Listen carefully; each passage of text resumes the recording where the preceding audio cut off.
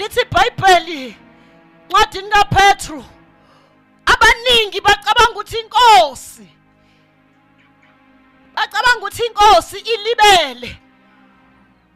Babona ngathi uJesu ulibele ukubuya. Lithi akalibele. Uyanibekezelela ukuba nize ekuphendukeni. Siyabekezelelwa nje. Uma ubona uvuka embhedeni ubona uphila, kwazi ukunyathela, kwazi ukukhuluma, yingoba uyabekezelelwa nje. Usabekezelelwe nje. Oh my God. Nakuba usakwazi umuntu ukudelela, usabekezelelwe nje. Lithi iBhayibheli uNkulunkulu omkhulu kodwa akadeleli umuntu.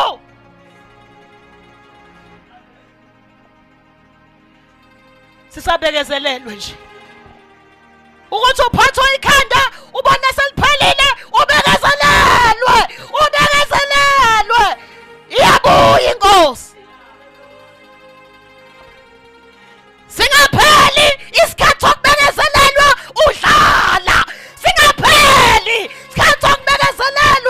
udlala.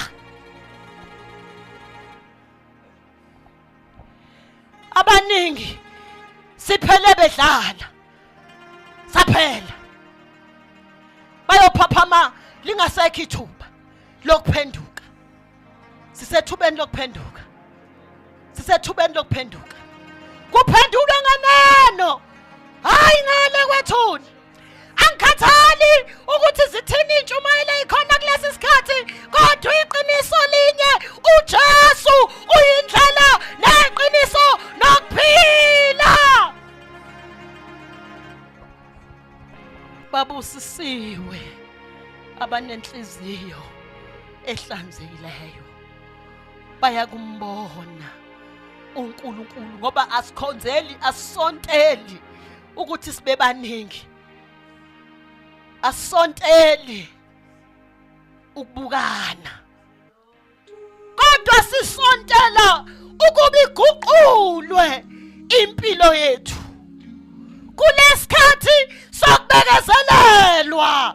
Sisesikhathini sokubekezelelwa. Nawe ukubekezelele, nakuba usakwazi ukwenza izinto yingoba ubekezelelwe.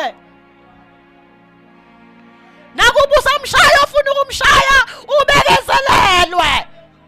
Nakuba uyamdelela ufuna ukumdelela, yingoba ubekezelelwe. Sizophela isikhathi sokubekezelelwa. Sesizophela.